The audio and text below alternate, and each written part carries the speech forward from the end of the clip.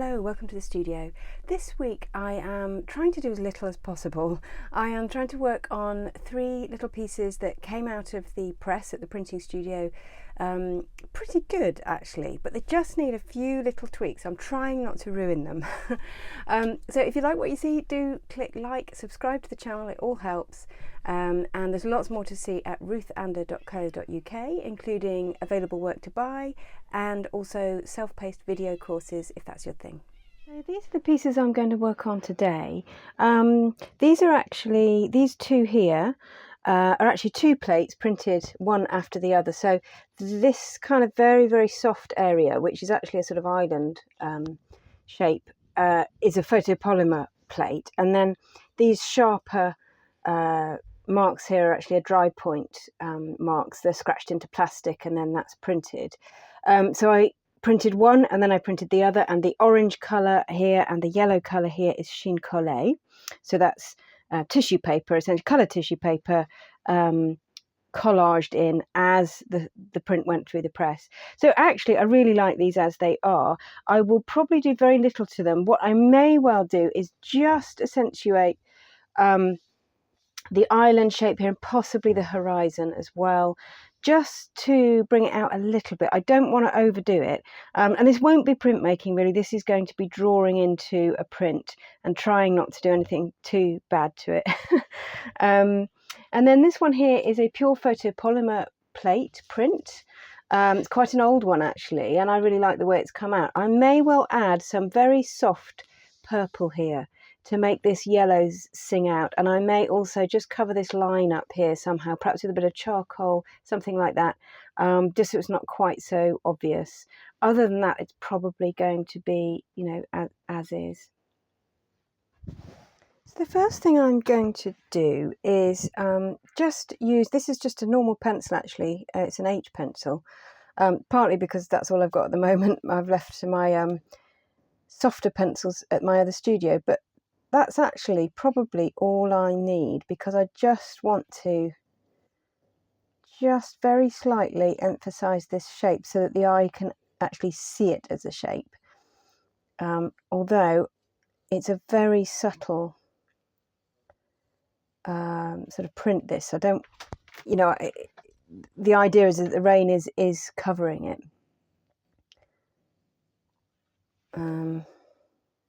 And I think actually that's probably enough for the eye to see that it is a shape, an island, a form. And actually what I'm going to do here, again, I've left my ruler somewhere where I can't find it, so I'm just going to use this piece of card to make a straight-ish line as a horizon. And the good thing about the pencil, of course, is if you do go wrong, you can just rub it out. And that's actually a bit too light. Let's just do that again.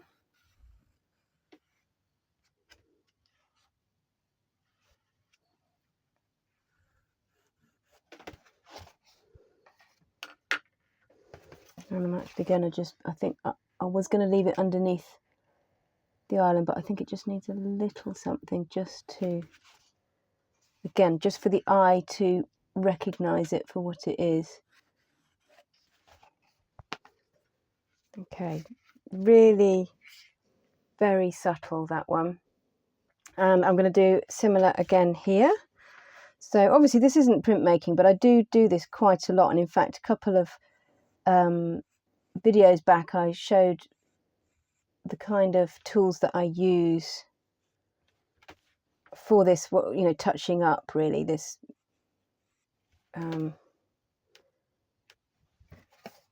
just like making a few adjustments, and what, you know, how you can essentially sort of fake your etching. So this sort of very soft grey, which you get sometimes with photopolymer, actually just pencil is really good to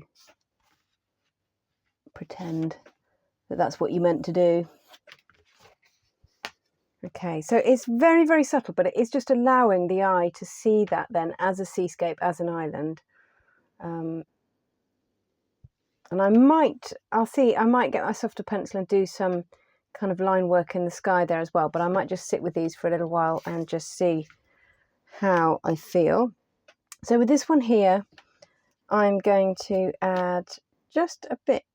Again, I don't want to overdo it. I like this lightness here, but also I don't like this line. And that line is actually where the chine collé finishes, where the tissue paper finishes.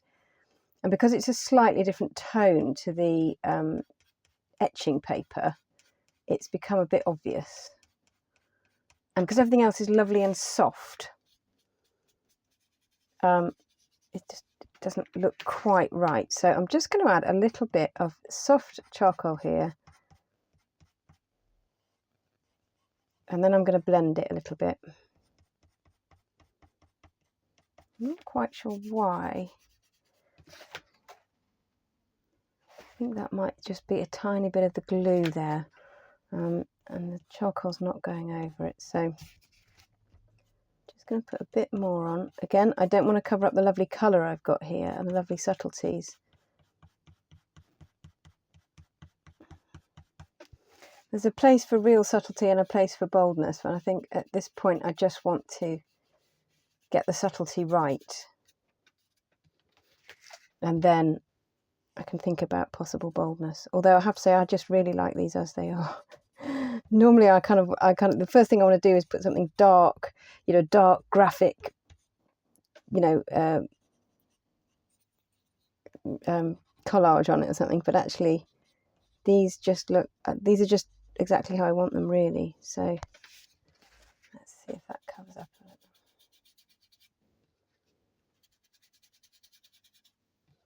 little. Okay, we're getting there with that. I'll do a little bit more and I'll blend a bit more and we'll see how we go. Now actually I think I just cannot get this line here to cover with the charcoal, so I'm actually just using this pencil again. And really it's just getting the eye to see it as a certain tone. And it's such a small area that even though this isn't quite right, the eye just sees it as cloud, as rain. And that's all I really want. I just don't want that strong line in the middle.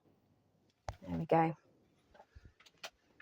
So I'm just trying to mix a very, very soft, light, almost a sort of lavender purple here. And I find that French ultramarine often comes out as slightly purple, particularly when you put it next to yellow. So this is a pre-mixed colour. I just thought I'd try that mixed with ultramarine and add a little bit of red, and we'll see how this works out. And I tend to use scarlet rather than cadmium red. I find that it mixes colours better. There's a lot of colours that you can make with scarlet that you can't make with the cadmium. I'm not quite sure why. Now that's a bit duller than I wanted it to be. I'm just going to hold it up against the yellow. So that looks quite purple when you put it next to the yellow, actually. And I will definitely need some more white to go with it. In fact, what I'll do is just use this sort of almost white here and see if that is what I need. So I just use pieces of old bits of mountboard that you can't use for anything. I use as spatulas here, and I just pick up, this is oil paint, I just pick it up, smooch it down, pick it up, smooch it down until it's mixed. The thing with oil paints is they do take a bit of mixing. Let's take a bit of that and a bit more of the French ultramarine and see where we get to. I have to say I'm not particularly organised with my colours. I don't note down exactly, how much I mix, which isn't always great if I want to reproduce the colour. But what I do is if I have lots left over, I wrap them in foil to keep the air from them, and then I can use them again. Right, that is much more the kind of colour I wanted, and you can see the difference. That's really quite a bit darker and duller, and this is brighter. And when we put it against the yellow, it actually does look purple. So I'm going to roll that onto my print now.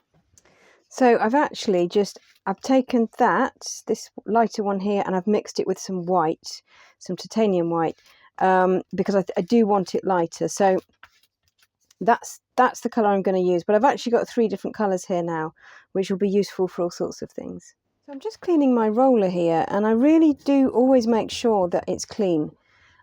Clean from oil and colour, or if you're using water-based ink, just check that there's not colour and water stuck in the edges, because especially when I'm rolling straight onto a print, I don't want splodges of oil or another colour, especially if it's a nice light colour like this. So I am going to put some of this nice light colour, I'm just going to put it here to roll out. And I actually want a sharp delineated line when I roll it on. So I'm actually rolling it right up to the edge of the roller here. If I want a soft line, I might just roll it in the middle of the roller.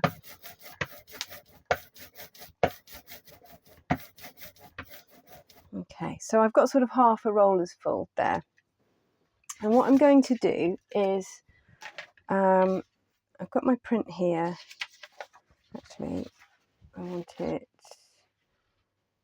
no, going that way. Okay. No, I don't. Right. Sorry, I'm just trying to figure out what's going to be the easiest way of doing it. So I'm going to lay just a piece of paper here just to mask the edge. Sometimes I just cut my edges off if I've done something wrong and it doesn't look great. But actually in this case, I've actually put the print right in the middle of the paper, and it might actually be okay to not crop it. So I'm just covering up the edge of the paper so that I can just roll on. And I'm just going to try and line up that nice hard edge of the roller by eye, and then roll on.